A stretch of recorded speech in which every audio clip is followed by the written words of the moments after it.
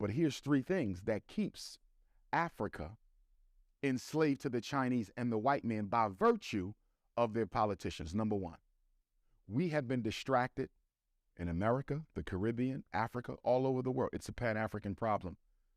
We have been distracted from development with democracy. Everybody's focusing on who to vote for.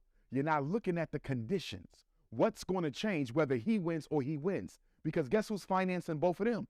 The same people stealing your oil. Who's financing both of them? The same people stealing your gold. Who's financing both of them? The same people stealing your coltan. You follow me? So democracy is a joke they play on black people to make you think you can have radical transformation without revolution. The reason the white man pushes democracy globally so hard is if there's ever a breakdown in the black man's confidence in democracy, the only alternative is revolution.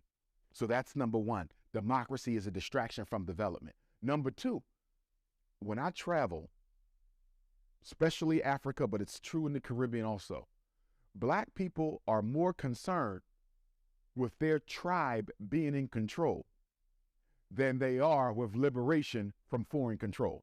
Are you following me? I've seen it. So when the elections is coming up, it's not about freeing us from white supremacy or Chinese imperialism. It's about, are my people going to be the president?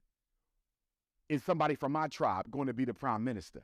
And because they're more concerned about tribal imperialism than African independence, this democratic scheme that they run on black people continues because we're so petty and so small in our thinking. I just want to make sure his people don't get the presidency. I'm not even looking at the bigger picture. The white man knows this. The Chinese know this. So they come in, exploit, finance both sides, so no matter who wins, they get all the resources. And then the third issue is most African leaders and Caribbean are foreign educated. They go to Britain for their education. They go to France for their education. They go to Belgium. They come to America for their education. And what did Dr. Carter G. Woodson say in Miseducation of the Negro?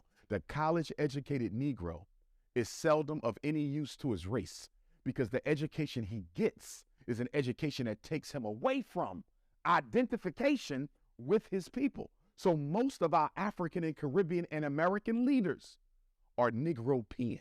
They have an African body, they have a European mind. So the white man and the yellow man are controlling the black man through remote control by virtue of conscious control of the way that he thinks.